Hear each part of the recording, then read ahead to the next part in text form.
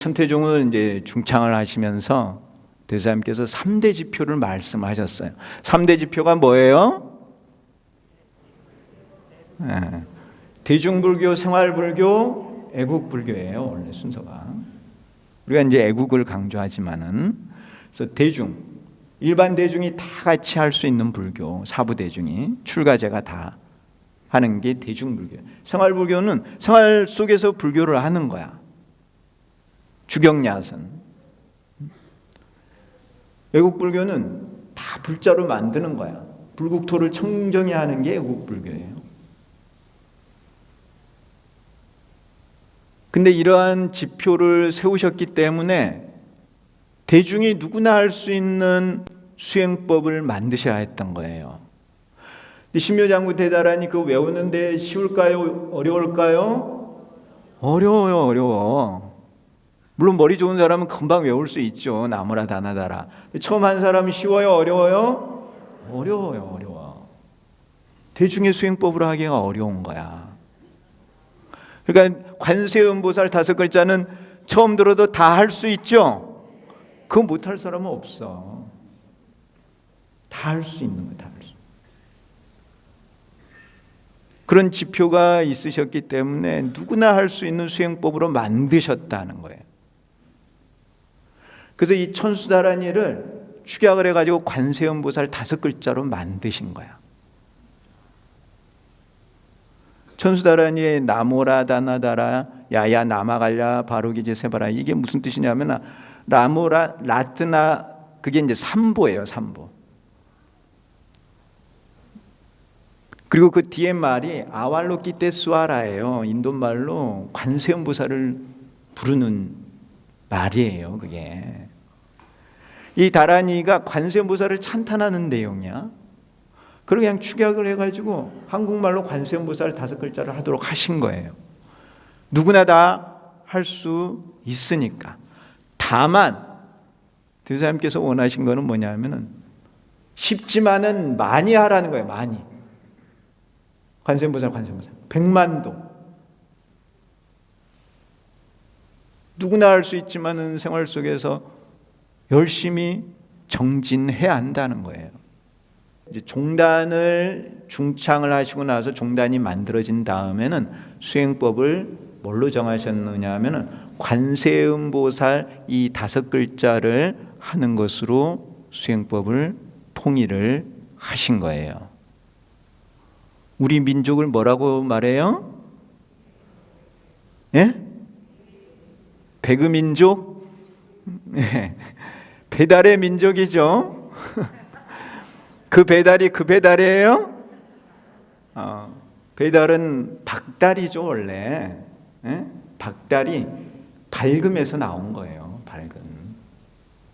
해 뜨는 나라. 우리가 의미를 제대로 알고 써야 돼. 그 배달 그 물건 배달하는 그런 걸로 생각하면 안 돼요. 슬기로운 민족이라는 뜻이에요. 잘 쓰세요. 우리 용해인데 용은 쓰는 거야. 잘 써야 돼요. 잘 써. 밝음입니다. 밝음. 우리 민족은 지혜로운 민족, 슬기로운 민족. 그래서 배달의 민족이에요. 제가 얼마 전에 어느 법회를 다녀왔어요. 그 법회가 끝나고 어느 분이 저를 꼭 좀 뵙자고 그러는 거예요. 그래서 이제 기다렸다가 뵀더니 그분이 의왕 대한사 아시는가요? 예, 우리 의왕에 가면은 대한사라고 사찰이 있습니다. 거기 대한사 신도님이 저를 찾아오셨어요. 그래서 웬일이냐 그랬더니 예전에 이제 제가 대한사에 법화경 강의를 간 적이 있어요. 근데 그 법화경 강의를 들으신 보살님이시라는 거예요. 이제 보살님, 처사님이 같이 오셨는데, 그래서 이제 자세히 보니까 옛날 생각이 난 거예요. 그래서 웬일로 이렇게 오셨느냐고 했더니 무슨 말씀을 하시느냐 하면은 그때 이제 법화경 강의를 들으러 오셨는데 몸이 많이 아프셨대요. 몸이 많이 아파가지고 앉아 계시기가 너무 힘들었는데 앉아서 이제 내가 법화경 강의하는 거를 듣고 있으니까 느낌에 그 신장님이 와서 막 등을 치료를 해주더라는 거예요. 그래서 이제 조금 지나니까 너무 편하고, 그래서 이제 법화경 강의를 잘 듣고 났더니 몸이 좋아져가지고요, 건강해지셨다는 거예요. 그 뒤로 이제 계속 그 법화경 강의를 들으러 오신 거예요. 아주 열심히 들으셨어요. 그래서 이제 인사를 나누게 됐는데, 이 법회에 참석한 공덕이 있다는 것입니다. 아셨나요? 예. 올해 이제 갑진년 새를 맞이해서 음력으로 우리 춘천 사문사도 법회를 시작을 하게 되었는데요. 여러분들도 올 한 해는 꼭 빠지지 않고 이 법회에 꼭 참석하시기를 당부 말씀을 드리는 것입니다. 그 인연 공덕이 있기 때문에 그렇습니다. 아셨죠? 예. 올해는 무슨 해인가요? 예, 갑진년이죠. 예, 그 청룡 용의 해입니다. 용은 있는가요, 없는가요? 대답이 신통치가 않네. 용은 있습니다. 예, 용은 상상의 동물이 아니고 용은 실존하는 거예요. 용은 있습니다. 예, 우리가 눈으로 볼 수 없다고 해서 없는 게 아니고 실제로 있습니다. 용은 이제 많은 특징이 있지만은 그 용은 우리가 이제 신통조화라고 하는 그런 말로 표현할 수가 있어요. 이제 이 법화경에도 용이 등장해요. 저는 이제 용 그러면은 그 용녀 생각이 많이 나요. 제 그 12품 제바달다품에 그 8세 용녀가 성불하는 내용이 나오거든요. 그 용녀의 아버지가 사가라 용이에요. 용궁도 있고 용도 있습니다. 어쨌든 그 용녀가 이제 성불하는 모습이 거기 나오는데, 이 용은 특징이 신통조화라고 할 수 있어요. 우리도 그 초파일이 되고 하면은 또 대사님 탄신일 되고 하면은 그 용등을 밝히죠. 용등을 왜 밝혀요? 그냥 밝혀요. 신통조화가 일어나서 내 소원이 이루어지게 해주십시오 하고, 그래서 용등을 밝히는 것이죠. 그 용등이 희한해요. 그 용등을 밝히면은 정말 그 조화가 있습니다. 대사님께서도 그 이제 신통조화에 대한 말씀을 하셨어요. 그래서 오늘 이제 여러분들께 그 말씀드리려고 하는 법문 내용이 상월원각 대조사님의 관음신행에 대한 말씀을 드리려고 하는 거예요. 그 대조사님께서도 이 신통조화에 대한 말씀을 하셨는데, 이제 어떻게 말씀하셨느냐 하면은 염려불망으로 시종여일한 그런 수행을 하게 되면은, 염려불망으로 쉬지 않고 관세음보살 이렇게 시종여일한 그런 신행을 하게 되면은 몸에 신통조화가 생겨난다는 거예요. 신통조화가 생겨나서 아픈 몸이 건강하게 된다는 것입니다. 그래서 건강을 회복하게 된다고 말씀을 하셨어요. 대조사님의 말씀입니다. 그래서 이제 이 신통조화가 일어나는데, 그 신통조화가 어떻게 일어나느냐 하면은 염려불망으로 시종여일하게 관세음보살을 불러야 된다는 거예요. 그리고 이 관세음보살 이 5글자는 바로 주문이라고 하신 거예요. 그래서 이 관세음보살을 계속 부르는 거를 이제 주송 이렇게 표현을 한 거예요. 그래서 관음 주송을 해야 한다, 백만독을 해야 한다는 말씀을 하신 거예요. 그 백만독 말씀을 하시면서 이 말씀을 대조사님께서 하셨습니다. 그래서 이 신통조화가 일어나려면은 주문을 외워야 돼요. 주문을 외우면은 그 주문에 따라서 이 신장님들이 이 신통조화를 일으키는 거예요. 아셨나요? 그것이 바로 불법이에요, 불법. 그래서 오늘은 그 이제 대조사님의 그 관음 신행에 대한 말씀을 드리려고 하는데요. 대조사님께서 이제 출가를 하시고 또 성도를 하실 때, 대각을 성취하실 때 그 하셨던 수행이 이 천수다란이라는 것을 가지고 수행을 하셨어요. 우리가 이제 천수경에 나오는 그 신묘장구 대다란이 나모라 다나다라야 나마갈야 바로 이제 세 발에 쭉 이렇게 하는 이 신묘장구 대다란이를 천수다란이라고 해요. 이 천수다란이를 가지고 공부를 하셨어요. 출가 수행을 하셔서 대각을 성취하실 때까지 이 다란이를 가지고 공부를 하셨습니다. 그래서 이제 제가 그 연구를 좀 하다 보니까 대주사님께서 왜 이 천수다란이를 가지고 공부를 하셨을까를 그 점부터 항상 궁금해했어요.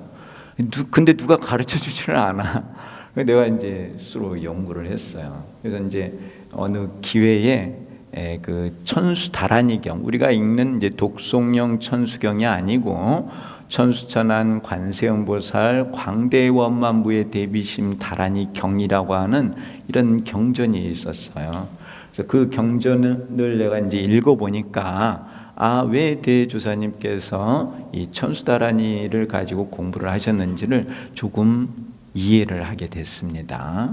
그래서 오늘은 요 천수다란이를 가지고 대조사님께서 공부를 하셨는데 이 부분에 대한 말씀을 좀 드릴까 합니다.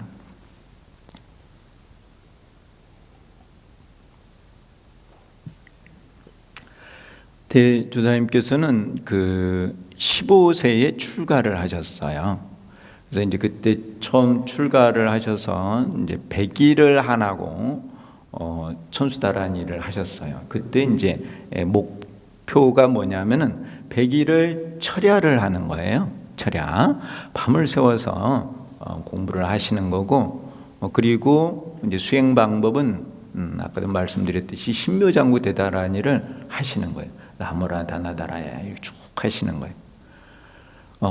근데 이제 그 왜 이 천수다란이를 그때 이제 공부를 하시게 됐는가 하는 거는 이제 알 수는 없습니다. 근데 이제 그걸 가지고 공부를 하셨는데 15세에 이제 출가를 하시는데 출가의 동기가 있어요. 대주사님께서 출가하신 그 동기가 있다는 거예요. 그 출가의 동기가 뭐냐면은 할아버지가 돌아가신 거예요. 이제 할아버지가 돌아가실 때는 그때는 나이가 9살 때였습니다. 이제 대주사님께서는 여러분들도 잘 아시다시피 이제 강원도 삼척군 노곡면 상마음리 그 봉촌마을이라는 곳에서 태어나셨어요. 1911년도에 그 태어나셨는데 신해생이시죠. 음력 2월에 이 즈음이에요. 이제 음력 11월에 태어나셨는데 이제 음력 2월에 할아버지가 꿈을 꾸신 거예요. 할아버지 꿈에 가마를 탄 동자가 많은 군중의 호의를 받으면서 집 안으로 들어오시는 거예요. 그 동서남북에서 이제 군중이 호의를 하고 그 중앙에 이제 가마를 타고 동자가 들어오시는데 보통 모습이 아니었겠죠. 할아버지가 이제 그런 꿈을 꾸시고 나서 그런 태몽을 꾸시고 나서 이제 10달 후에 태어나시는 거거든요. 그러니까 할아버지는 대주사님께서 이제 보통 분이 아니다는 것을 알고 계셨던 거예요. 늘 이제 할아버지가 제게 수행을 하셨어요. 하시면서 이제 축원을 이제 집에 큰 어른이 태어나기를 축원을 드리면서 이렇게 수행을 하신 거예요. 그래 이제 태몽에 그런 동자가 오는 꿈을 꾸셨으니까 이제 보통 분이 오시는 게 아니다는 것을 아셨던 거예요. 그리고 이제 그 불모님 꿈에는 대사님께서 용으로 나타나셨어요. 올해 이제 그 갑진년 용의 해인데 큰 용이 이제 하늘에서 놀고 있다가 그 불덩어리가 돼서 품 안으로 들어오는 그런 꿈을 꾸셨어요. 그 불모님 꿈에는. 어쨌든 이제 할아버지 꿈에 그런 동자 모습으로 나타나셨는데 10달 후에 태어나셨습니다. 그래서 할아버지가 이 손자분을 품에 안고 키우신 거예요. 근데 내가 이제 요즘 안 사실은 부모보다도 할머니, 할아버지가 손자를 더 이뻐하고 좋아하더라고요. 그렇죠? 맞아요? 저 새삼 이제 최근에 아는 사실이에요. 할머니 할아버지가 참 그 손자 손녀를 그렇게 좋아하는구나 하는 거를 또 알게 됐습니다. 근데 이제 할머니 할아버지가 이제 키우시는 거야. 품에 안고 땅에도 놓지 않으시고, 할아버지가 이제 항상 말을 높여요. 꿈에 이제 큰 성인이 온다는 걸 보셨기 때문에 항상 존댓말을 쓰시고 그렇게 어른처럼 모시는 거였어요. 그러니까 할아버지하고 아주 가까운 사이였죠. 너무너무 친한 사이예요. 그렇게 이제 할아버지 품에서 큰 거예요. 그래서 이제 5살에 서당예를 입학을 시키셨어요, 할아버지께서. 그래서 이제 그때부터 한문을 또 공부를 하신 거예요. 근데 이제 9살이 됐는데 서당예를 갔다가 집에 와 보니까 사람들이 모여가지고 난리가 났어요. 울고불고. 그래 이제 뛰어서 가보니까는 할아버지가 돌아가신 거야. 만져보니까 할아버지가 숨을 안 쉬어요. 말씀도 안 하셔. 그러니까 할아버지 그 이제 신 위에 엎드려가지고 막 울면서 할아버지 가지 마세요. 할아버지 가지 마세요. 그런 거예요. 돌아가니까 어디로 이제 가시는 거겠죠. 돌아간다는 말이 그런 말이에요. 어디로 가는 거예요? 알고 계세요? 알고는 계시죠? 어디론가는 돌아가는 겁니다. 근데 어쨌든 이제 가지 마세요, 가지 마세요. 그렇게 소리를 친 거예요. 그랬더니 이제 한참 지나가지고 할아버지가 다시 살아나셨어요. 돌아가신 분이 다시 살아날 수 있어요? 있어요? 보통은 안 되겠죠. 근데 가능하답니다. 그래서 이제 불교에서는 사람이라고 하는 존재가 이제 혼이 들어가서 몸을 만드는 거예요. 그래서 태어나는 거고, 또 죽을 때도 혼이 나가면은 죽는 거예요. 이해하시나요? 예.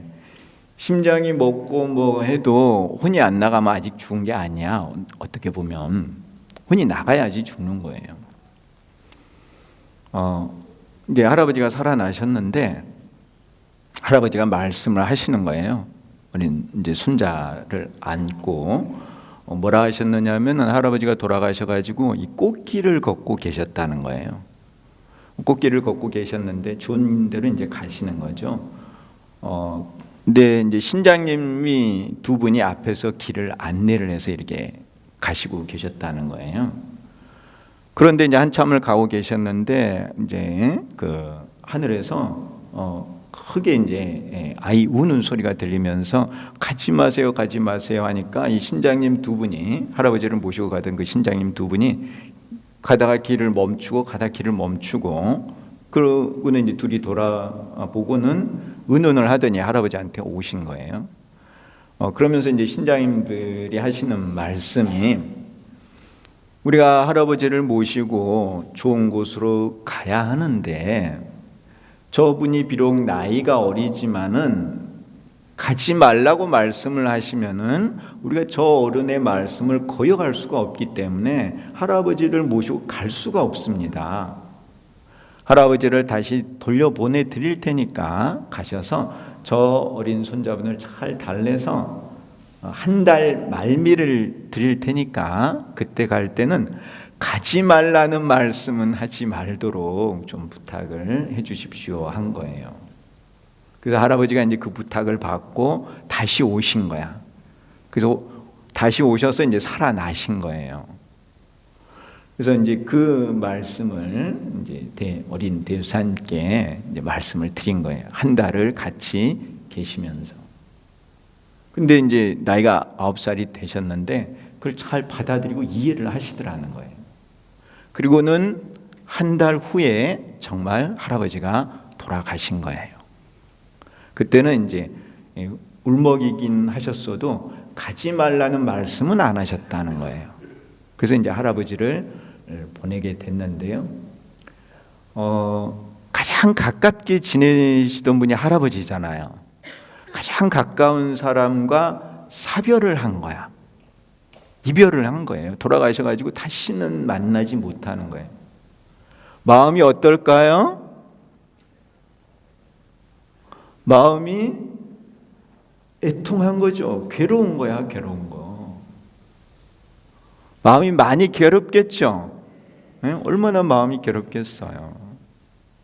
그래서 이제 인간 몸을 받으셔가지고 그 인간이 겪는 고통을 체험을 하신 거야. 이 사랑하는 사람과의 이별, 그 고통이 이렇게 힘든 것이구나 하는 것을 알게 되신 거예요. 그 고통의 원인이 뭐였던 거예요? 할아버지의 죽음이야. 죽음이라는 게 이렇게 큰 고통을 불러일으킨다는 거죠. 이해하시나요? 이 불교는 죽음의 문제를 해결하는 게 불교예요.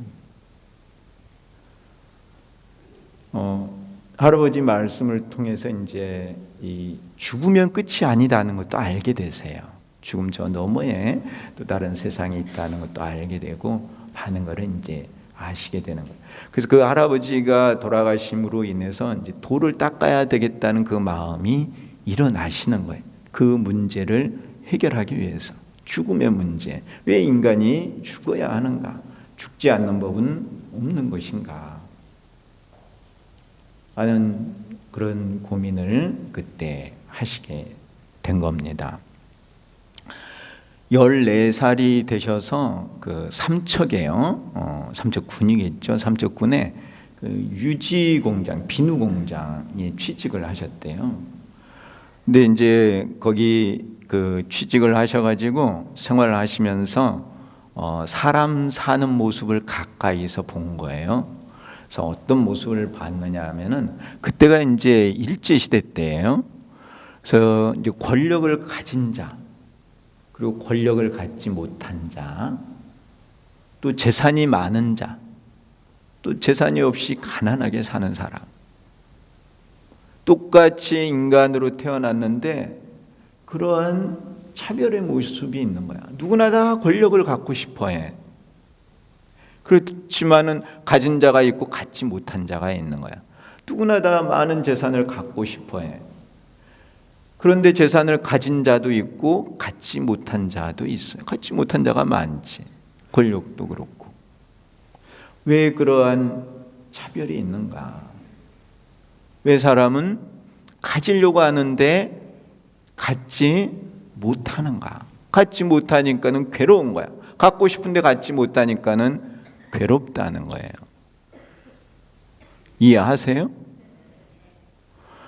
그러한 거를 그 한문으로 뭐라고 하느냐면은 부득고 그래요. 구라는 건 이제 구한다는 말이고 부득이라는 거는 얻지 못하는 거예요.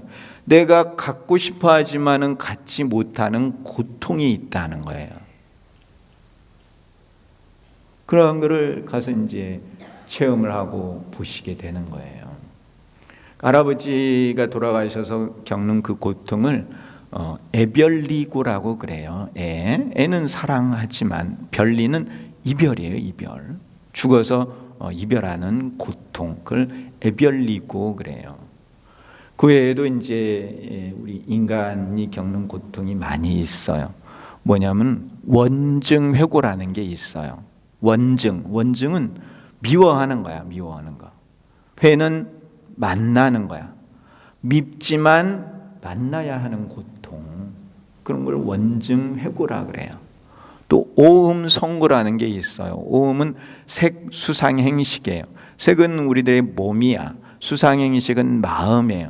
몸과 마음을 가지고 고통을 겪는 거예요. 그걸 오음성고라고 해요. 이게 이제 어려운 말들 같지만 이 경전에 나오는 말씀들이에요. 이 네 가지 고통, 애별리고, 구부득고, 원증회고, 그리고 오음성고, 요거 네 개 하고 또 생로병사 요 네 개를 합쳐서 인간이 겪는 팔구라고 그래요. 이 법화경에도 팔구. 고통, 8가지 고통이 나와요. 생로병사의 고통. 바로 인간이 겪는 고통을 대조사님께서 이렇게 보신 거예요. 보셔. 그래서 이러한 문제를 해결하고 싶으셨던 거예요. 그래서 이제 출가를 하시게 된 거예요. 출가의 동기야, 동기. 그래서 이제 천수다란이를 하셨는데, 제가 천수경을 읽어보니까는, 천수다란이경을 읽어보니까는, 제가 방금 말씀드렸던 이러한 모든 문제를 다 해결할 수 있는 다란이가 천수다란이었어요. 우리 인간이 겪는 이런 문제뿐만 아니라 불도를 다 완성할 수 있는 그 다란이, 그 다란이가 바로 천수다란이었어요. 이 천수다란이의 위실력이 대단하기 때문에 뭐라고 표현하느냐 하면은 광대원만 이렇게 표현을 해요. 넓고 크고 두루 다 채워준다. 중생이 원하는 모든 것을 다 이루게 해준다는 게 광대원만이에요. 무해대비심이라는 건 뭐냐면은 차별 없이 모든 중생이 이 다란이를 하면은 차별 없이 다 불도를 이루게 해준다고 해서 무해대비심이에요. 우리 인간은 나한테 잘해주면은 상대적으로 잘해주고 나를 힘들게 하고 막 나를 비방하고 욕하면은 그 사람은 멀리하고 싶은 게 우리들 인간의 마음이야. 그건 차별의 마음이야. 근데 관세음보살님은 차별이 없어요. 그 무해대비예요. 어쨌든 이 다란이의 위실력이 그리 대단한 거예요. 근데 이 다란이의 역할 가운데 가장 중요한 게 뭐냐면은 사실은 진리를 깨닫게 하는 거예요. 천수다란이가. 천수다란이, 신묘장구 대다란이를 하면은 진리를 깨달아 가지고 불도를 완성할 수 있는 거예요. 근데 그런 진리를 깨닫게 할 뿐만 아니라 우리가 원하는 것도 다 이루게 해준다는, 소원도 이루게 해주고, 우리가 길을 가다가 길을 잃어버리면은 신장님이 와서 바른 길을 가르쳐주고, 먹을 게 부족하면 먹을 것을 공급해주고, 이 다란이를 외우면은 아픈 사람은 병을 다 고쳐주고, 업장을 다 소멸시켜주고, 이 다란이 위실력에 다 있어. 안 되는 게 없는 거야.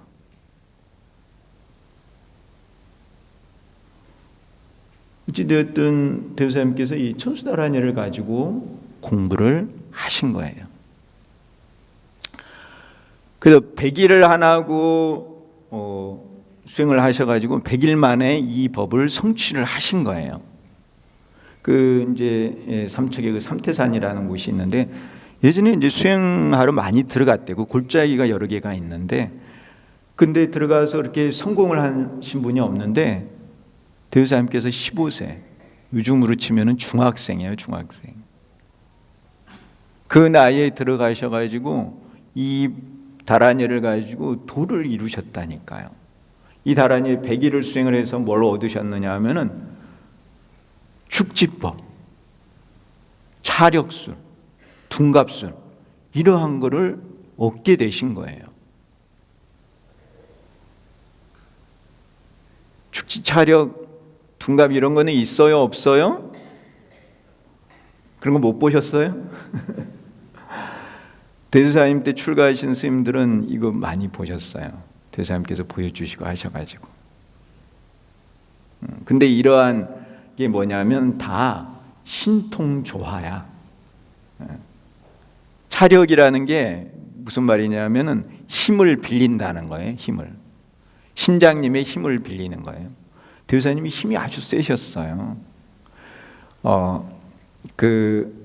지금 이제 군사 종각 있죠. 종각 아래 그 이제 바위돌을 이렇게 많이 쌓아 놓으셨는데 예전에 이제 그 종각 거기 털을 닦고 하는데 큰 바위돌이 나온 거예요. 10자가 되는 그런 큰 바위돌이 나왔대요. 그래 이제 치워야 되는데 대주사님께서 그걸 등에 업으셔가지고 갖다가 치우셨다는 거예요. 별로 안 믿는 표정이네.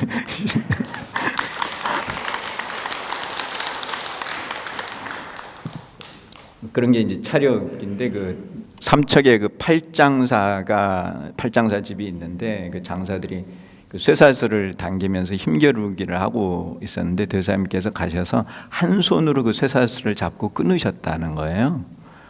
그런 게 다 차력이에요, 차력.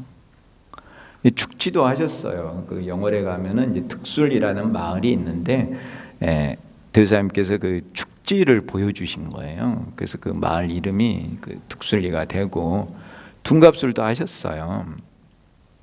그 이제 군의사 계시는데 그 순사들이 몇 번 쫓아왔는데 신발을 이제 들여놓으라고 한 거예요. 방에 계시는데 다른 사람들 눈에는 뵈는데 순사 눈에는 안 보여.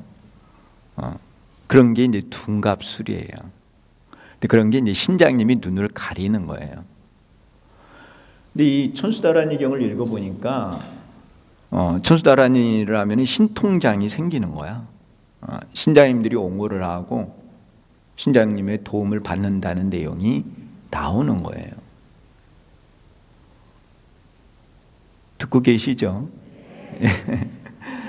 그때가 이제 15세의 나이였습니다. 그래서 이제 100일 동안을 쌀 7대를 가져가서 좁쌀 7대, 뭐 대가 조그맣잖아요. 7대 뭐 얼마 안 되잖아요. 그걸 가지고 100일을 드셨으니까 얼마나 힘드셨겠어요. 그래서 이제 거의 이제 피골이 상접하신 거예요. 이 피부가 뼈에 붙을 정도로 그렇게 살이 빠지신 거예요.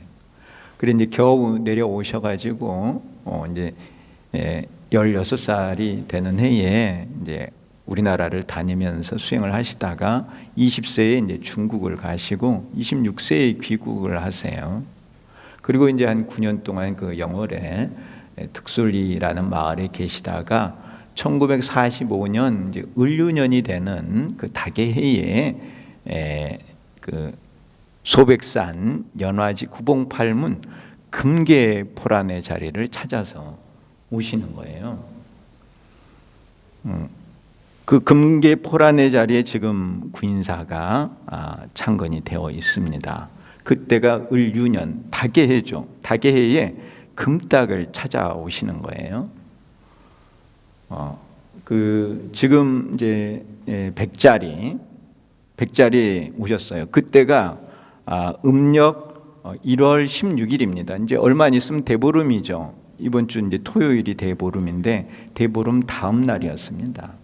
대보름 다음 날 제자 둘 민경덕 민원홍이라고 하는 그 제자 민씨 제자 둘을 데리고 오신 거예요. 백자리를 오셨어요. 백자리를 오셨는데 지금은 뭐 이렇게 털을 닦아서 그렇지만은 거기가 이제 골짜기예요, 골짜기. 이렇게 여의생에서 내려오는 그 천이 하나 있고 이제 구인사 쪽에서 내려오는 데가 있는데 여의생 쪽에 그 골짜기 옆에 그 길이 오솔길이 있습니다. 그 오솔길로 이제 젊은 청년이 한 분이 이렇게 내려오시는 거예요. 그래서 이제 그 청년에게 묻죠. 이곳에 이제 금계포란이라는 곳이 있는데 어디 있는지 아느냐 하고 대사님께서 그 젊은 청년에게 묻습니다. 그래서 이 젊은 청년께서 대사님을 안내를 하세요. 그 여의생으로 해서 이렇게 넘어서 안내를 해서 대사님께서 자리를 정하신 곳이 지금 이제 5층 법당에 있는 그 자리입니다. 그래서 거기에 이제 털을 닦으세요. 털을 닦아서 3월에 상냥을 하셨어요. 그리고 음력 5월 5일에 낙성을 했어요.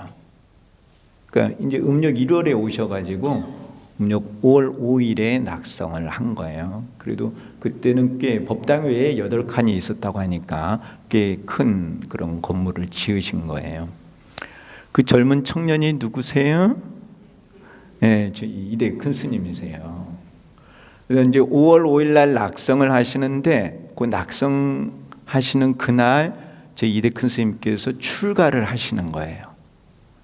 그래서 구인사가 생기고 최초로 출가하신 스님이 저희 이대 큰 스님이에요. 그리고 이제 그 터하고도 이제 이대 큰 스님이 관련이 있으시고 그 여의생에서 태어나셨으니까 그 지리를 얼마나 잘 알아요. 그래서 그 금계포란의 그 자리에 그렇게 안내를 하셨습니다. 그 인연 공덕으로 이제 대사님께서 이대 큰 스님께 뭘 가르치셨느냐면은 천수경을 가르치셨어요. 그래서 대사님께서 직접 연필로 쓰셔가지고 천수경을 써서 이대큰 스님께 드렸대요. 그래서 그걸 받아서 금방 외우셨다는 거예요. 그래서 저희 이대큰 스님께서 처음 배우신 경전이 천수경이에요. 천수경. 이 천수경이 이렇게 우리 종단하고 인연이 깊은 거예요. 아셨어요? 예.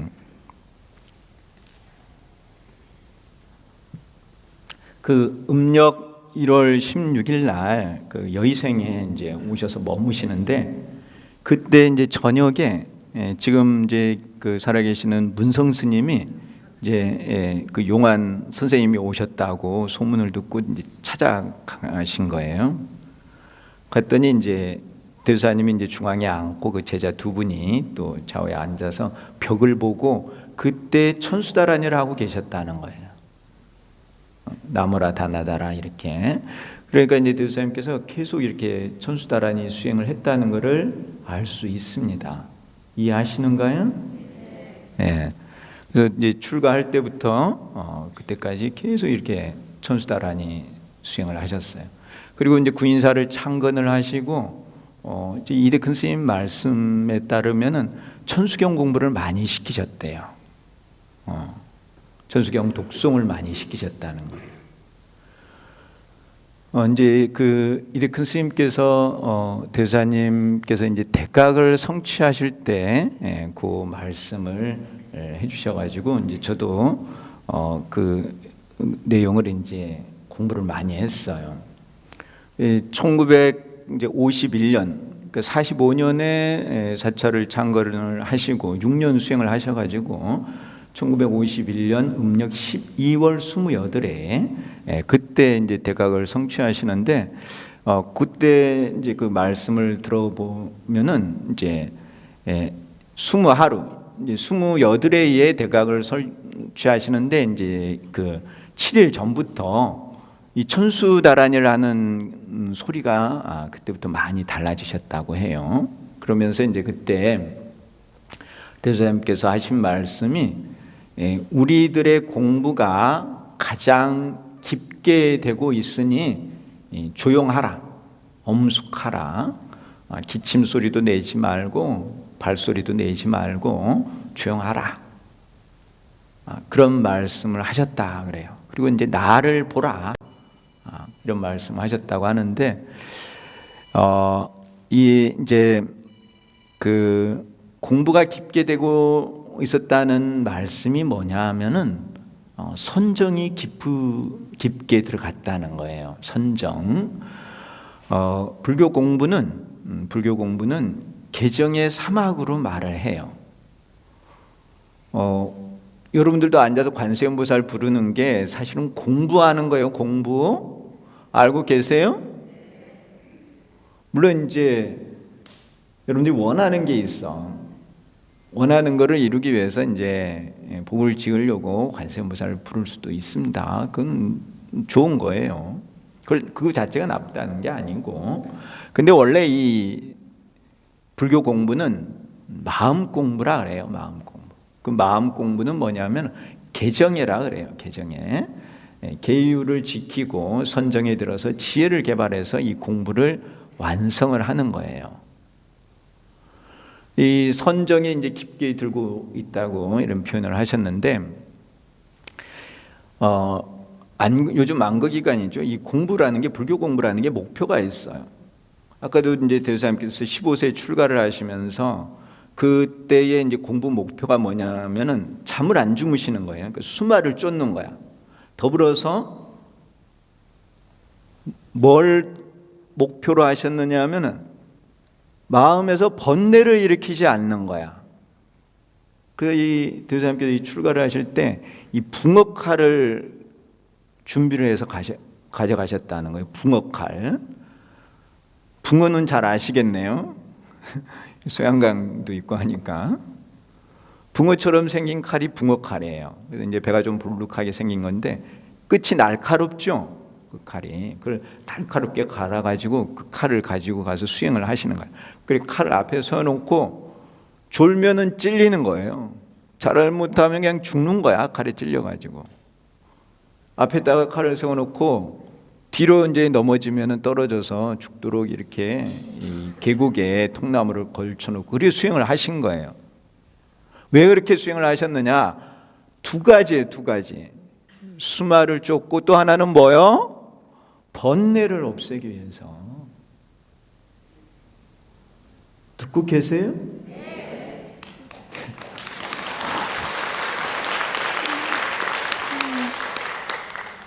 이게 공부라는 것도 목표를 정해놓고 해야 돼요.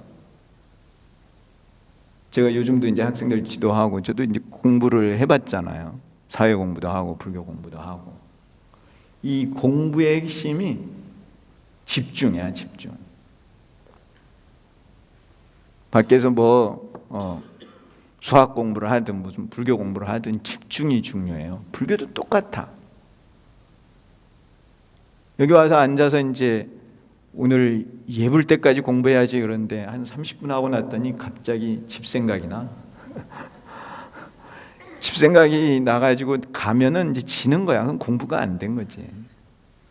별별 생각이 다 나요. 근데 그러한 걸 이겨내는 게 공부야.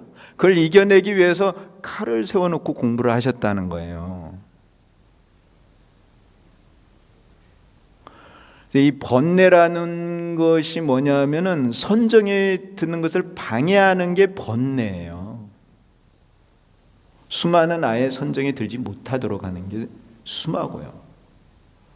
그래서 이 번뇌를 이겨내서 그 선정이 깊게 들어갔다는 거예요. 공부가 깊게 되고 있다는 게요. 그래서 안거를 하는 거거든요. 이제 어쨌든 일주일 전부터 이렇게 공부가 깊게 되셨다는 거예요. 그리고는 이제 그 28회 대각을 성취하시는 날, 그날 이제 12시가 되면서부터 이 천수경을 치는 소리가 달라지셨다는 거예요. 천수경을 외우는 소리가. 그러니까 그때도 천수경을 했다는 걸 알 수가 있어요. 그리고는 이제 새벽 3시에 큰 소리로 이제 천수천안 관세음보살을 외치셨다는 거예요. 9글자 천수천안 관세음보살. 큰 소리로 천수천안 관세음보살을 부르셨습니다. 그래서 이제 내가 생각이 금계포란의 이 금계는 누구입니까? 그 전에 말씀드렸잖아요. 금계포란. 근데 금계는 누구라고요? 관세음 보살님이세요. 기억이 안 나요? 제가 우리 여기 사문사 와서 몇 번 법문했는데, 금계포란의 금계는 누굽니까? 관세음 보살님이세요. 근데 관세음 보살님이 이제 이름이 여러 개시잖아요. 대자대비 관세음보살, 구고군한 관세음보살 그러는데 금계포란의 금계 그 관세음보살님은 천수천안 관세음보살이에요. 이 천수천안이라는 이 말 그 이름이 어디 나오느냐 하면 그 천수다란이경에 나오는데 관세음보살님께서 이제 보살로서 수행을 하실 때였어요. 그때 수행을 해서 초지까지 올라갔어요. 초지가 초환이지예요. 이제 십지가 있고 등각 묘각이 있어요. 묘각이 되면은 불도를 다 이루는 거야. 근데 이제 그 초지부터 쭉 제10법은지 등각 묘각. 12단계쯤 남아 있는 거예요. 그 단계를 다 지나면은 이제 완전하게 부처가 되는 거예요. 공부가 다 끝나는 거예요. 그 초지에 계셨을 때 관세음보살님께서 초지에 계셨을 때 부처님을 뵈요. 그 부처님 명호가 청광왕 정주열애라고 하는 그런 부처님을 뵈요. 이 부처님께서 관세음보살에게 설해 주신 게 이 천수다란이에요. 그 청광왕 정주열애께서 관세음보살에게 이 천수다란이를 가르치셨어요. 관세음보살님께서 이 다란이를 한번 듣고는 초지에서 제8지까지 올라가요. 근데 여러분들은 아마 그게 얼마나 대단한 일인지 좀 별로 감이 안 올 수도 있어요. 근데 그건 진짜 대단한 일이에요. 이제 진리를 깨달아가는 단계인데 8단계를 이렇게 뛰어서 올라간다는 건 진짜 대단한 거예요. 한 생에 한 단계 한 단계 이렇게 올라갈 수 있는데 이 다란이의 위실력이 대단하기 때문에 진리를 금방 깨달아가지고 8지까지 올라간 거예요. 그래서 관세음보살님께서 너무 이제 환희심이 일어나가지고 서원을 세운 거야. 앞으로 이 다란이를 가지고 많은 중생에게 이익을 줄 수 있다고 하면은 저에게 천수천안이 생기게 해주십시오 한 거예요. 그랬더니 몸에 천수천안이 생겨나게 된 거예요. 그래서 이 천수천안이 생겨난 게 이 천수다란이 때문에, 이 신묘장구 대다란이 때문에 천수천안이 생겨난 것이었습니다. 그 천수천안을 가지고 많은 중생에게 이익을 주려고 하셨던 거예요. 누가요? 듣고 계시는 거 확인하는 거예요. 누가요?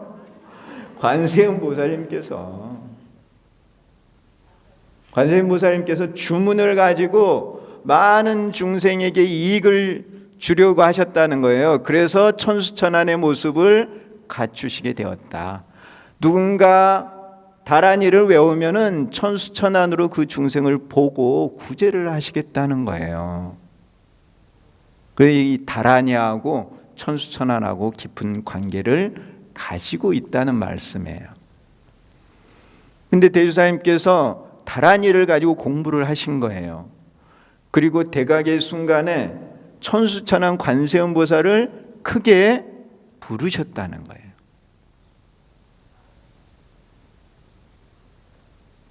주문을 가지고 공부를 하셨고 주문과 관계되는 게 천수천안이다는 거예요.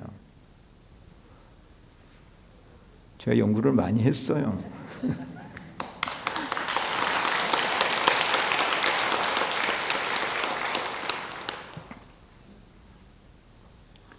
이게 얼마나 중요한 일인지 여러분들이 아직 감이 안 오실 텐데요.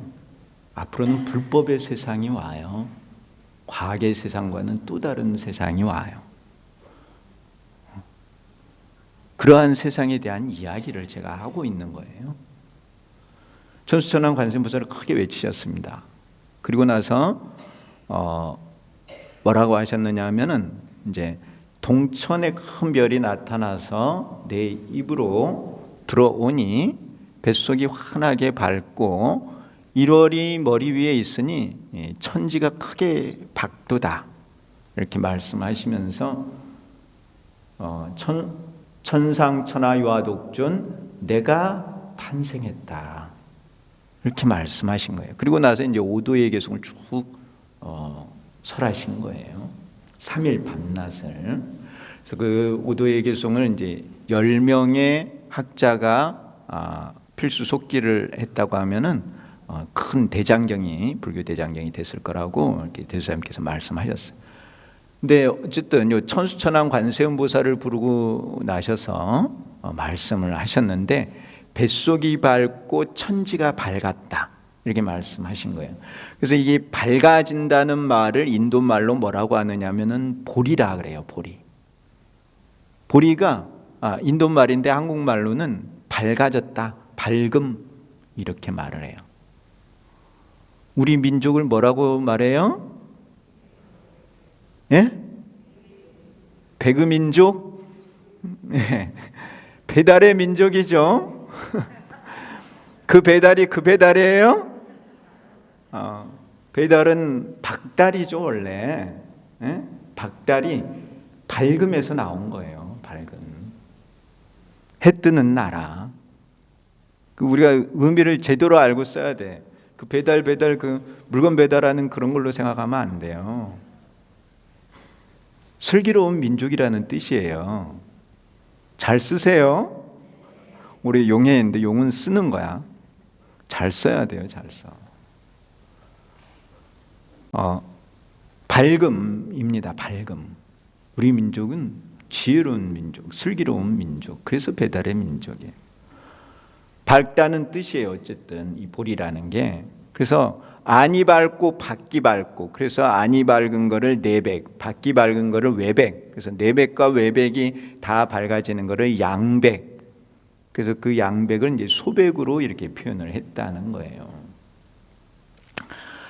그 안이 밝아졌다는 것이 뭐냐면은 공의 진리가 밝아졌다는 뜻입니다.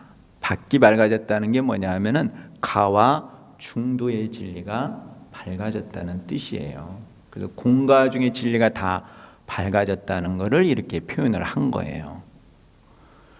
그래서 이제 별이 들어가서 안이 밝아졌다.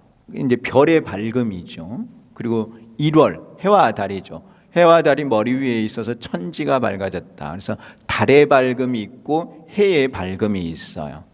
별의 밝음, 달의 밝음, 해의 밝음이 있다는 거예요. 그래서 별보다는 달이 밝고 달보다는 해가 밝지요. 예. 별은 무슨 모양이에요? 별 모양이 아니죠. 그는 우리가 상상해서 별 모양으로 그리는 거고 뾰족뾰족하게 그리잖아요. 근데 실제로 별은 무슨 모양이에요? 둥근 모양이죠. 별나라에 안 가봐도 알 수 있어요. 둥근 모양이에요. 별도 둥근 별이에요. 원래 별도 둥글고 달도 둥글고 해도 둥글죠. 다 동그라미죠. 이 동그라미 세 개를 한 자리에 놓으면은 이게 청색 삼원이 되는 거예요. 우리 종기에. 아셨어요? 그게 공가중이에요. 공가중. 예?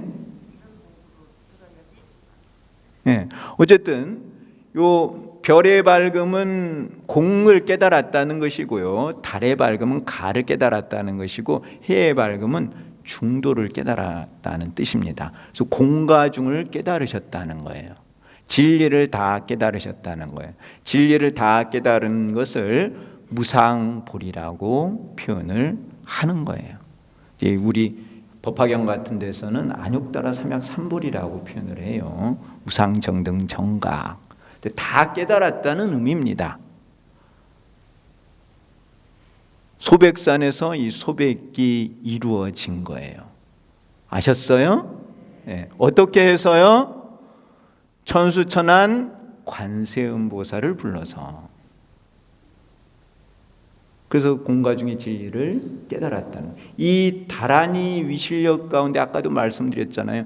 초지에서 팔지까지 올라간다고 했는데 관세음보살님이 그 초지는 중도를 깨달은 자리예요. 중도를 깨닫는 단계가 42단계가 있는데 12단계가 남은 거예요. 그 12단계 가운데서 8단계를 올라간 거야. 나머지 이제 3단계만 가면 돼. 이제 구지, 십지 그리고 등강, 묘각 이렇게 가면 되거든요. 그 진리를 깨달은 거야. 이 다란이를 가지고. 다란이의 위실력이 바로 진리를 깨닫는 데 있다는 거예요. 천상천하 유아독존 내가 탄생했다 이런 말씀이 뭐냐면은 천상이 개 외의 세계예요. 성문영각 보살 부처님의 세계. 천하가 지옥 축생 아기 아수라 인간 천까지가 천하의 세계예요. 천상천하에서 유아독존 내 홀로 오로지 내 홀로 존귀하다. 이 십법계에서 가장 존귀한 존재가 부처님이에요. 부처님. 불법계. 성문영각보살 부처님이에요. 거기는 독존이라 그래요. 독존. 홀로 독자를 쓰는 거예요. 홀로 존귀하다. 왜? 가장 높기 때문에 그래요. 우리 여기 사문사는 봉의산 자락에 있죠. 그래서 봉의사나 사문사 그래요. 봉의산 올라가 보셨어요? 네. 거기 정상은 몇 개요? 정상은 하나죠. 네. 어느 산이군 정상은 하나잖아요. 그 정상이 독존이야. 독존. 이 십법계에서 가장 높은 자리를 독존이라 그래요. 부처님 법계. 독존의 자리에 오르신 분의 말씀을 아무도 거역을 못하는 거죠. 이해하십니까? 예. 그래서 천상천하 유아독존 내가 탄생했다는 것은 내가 부처가 되었다는 것을 표현을 하신 겁니다. 여기서 이제 여러분들한테 한 가지 말씀 드리고 가야 될 게 있는데요. 대주사님께서는 원래 부처님이셨어요. 그리고 인간 세계에 오셔가지고 우리들에게 부처가 되는 방법을 가르치신 거예요. 그래서 당신께서 부처가 되는 방법을 보여주신 거예요.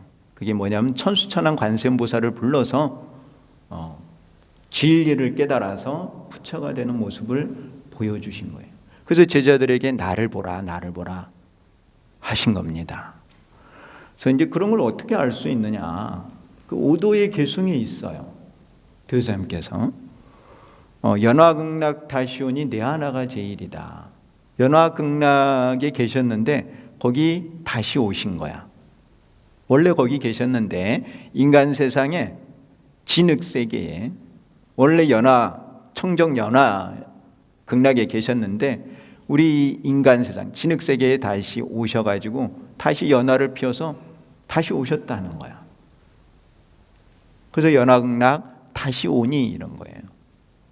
내 하나가 제일이다는 게 이제 독존을 표현한 거예요.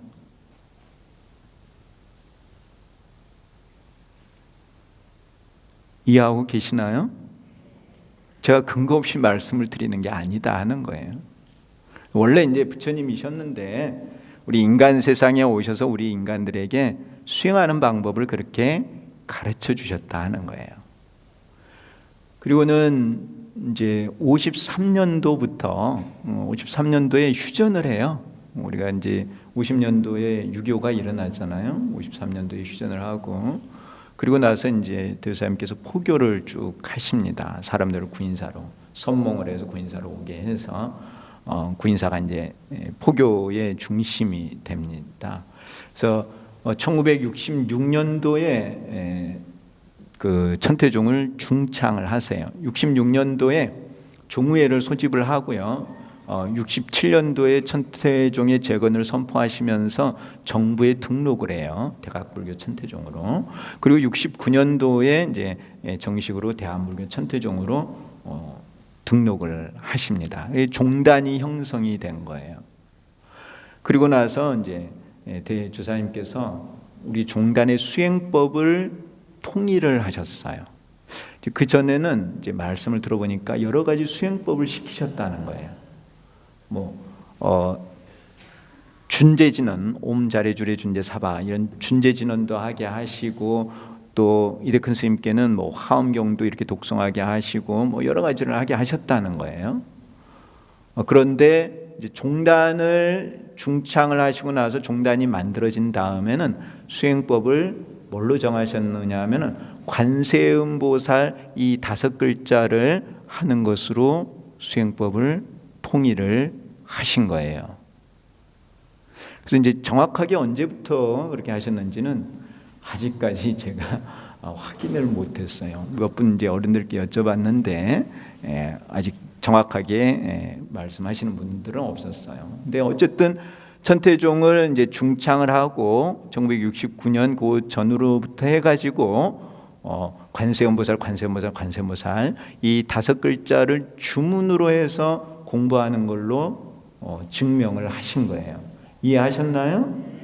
네. 그래서 이제 72년도에 그 동안거 이제 이런 설법 때는 백만독을 말씀을 하신 거예요. 그러니까 이제 그 즈음에서 이 수행법을 관세음보살을 부르는 것으로 수행법을 정하셨다는 거예요. 근데 이 부분이 아주 중요한 부분이에요. 왜 그러느냐 하면은 이런 부분이 있습니다. 그 대주사님께서 이제 처음 공부를 하셨을 때는 천수다란이를 하셨잖아요. 근데 그 천수다란이는 인도말로 돼 있어요. 나모라 다나다라 야야 나마갈야 이게 인도 말이에요.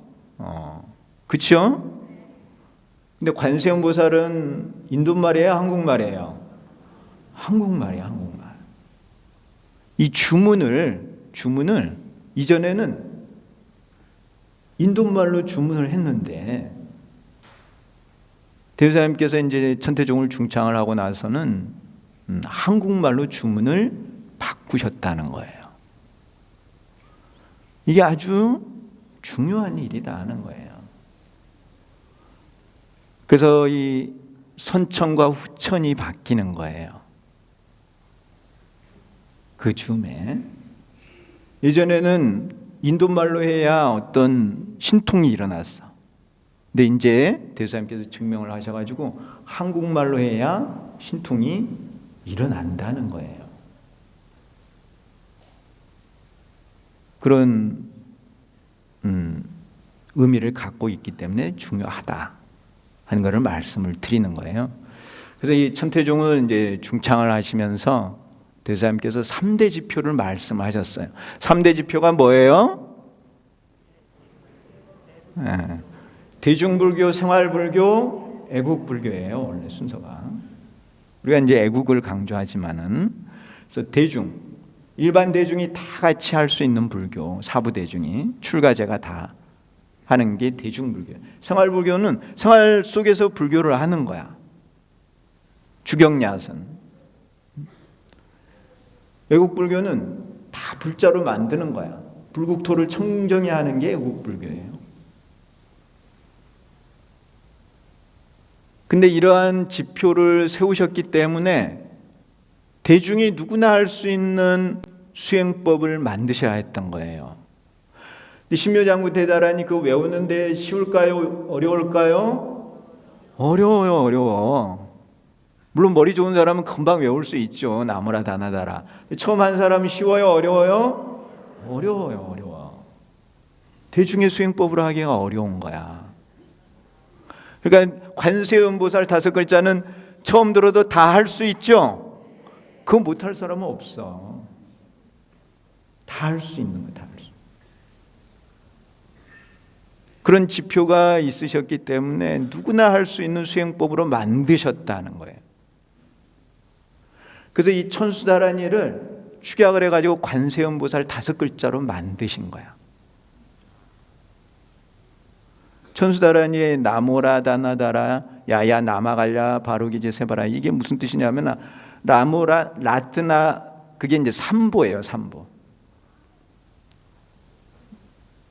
그리고 그 뒤에 말이 아왈로키테 수아라예요. 인도말로 관세음보살을 부르는 말이에요. 그게 이 다라니가 관세음보살을 찬탄하는 내용이야. 그리고 그냥 축약을 해가지고 한국말로 관세음보살 5글자를 하도록 하신 거예요. 누구나 다 할 수 있으니까. 다만 대사님께서 원하신 거는 뭐냐면은 쉽지만은 많이 하라는 거예요. 많이. 관세음보살 100만도. 누구나 할 수 있지만은 생활 속에서 열심히 정진해야 한다는 거예요. 아셨나요? 네. 원래 이렇게 이제 여기 이제 부처님과 좌우보초로 관음세지가 이렇게 모셔져 있습니다. 이 부처님들 앉아 계실 때 무슨 모습으로 앉아 계세요? 가부좌를 하고 앉아 계세요. 연화대 위에. 그렇죠? 가부좌를 하고 앉아서 수행을 해야 집중이 잘 돼. 선정에 잘 들어가. 근데 쉬워요? 어려워요? 어려워. 어려우니까 대사님께서 그냥 책상 다리로 편하게 앉아서 하시라는 거예요. 여러분들이. 누구나 대중이 다 할 수 있으니까. 가부좌를 들고 나무라다나다라 이렇게 하면 다 어렵거든. 그 누구나 다 할 수 있는 방법으로 증명을 해 주셨다는 거예요. 왜요? 옥조창생 구제중생을 하시려고 법을 이렇게 증명을 해 주셨다는 것입니다. 아셨나요? 네.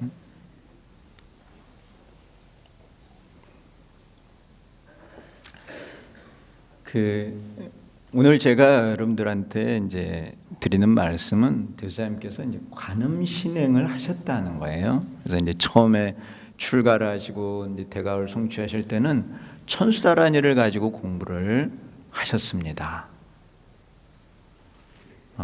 근데 결국은 큰 틀에서는 그게 관음 신행이에요. 관세음보살님의 그런 미실력에 의해서 연화를 피우는 거예요.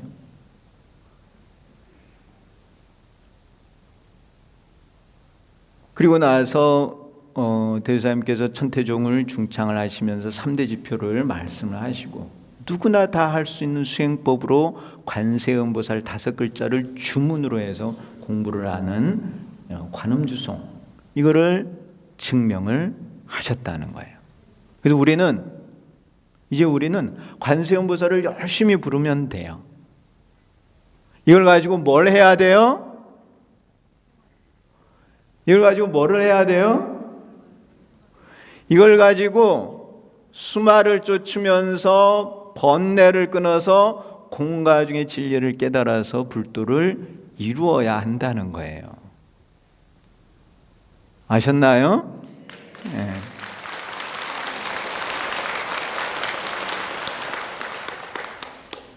그래서 이 법을 이제 가르쳐 주기 위해서 대주사님께서 오셔서 수행하는 방법, 이거를 몸소 이렇게 실천하시고 또 증명을 해서 우리들에게 가르침을 주셨습니다.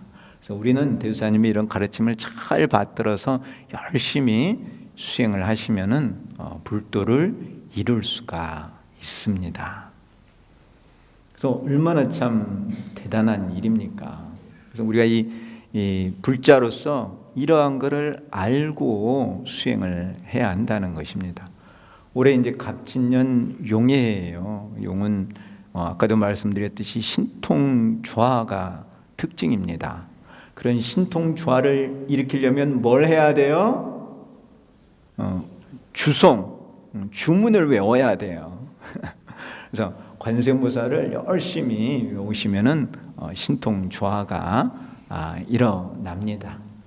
어쨌든 갑진년 새해도 항상 건강하시고 또 복 많이 지으시고 또 복 많이 받으시고 꼭 열심히 공부하셔서 불도를 이루시기 바랍니다. 감사합니다.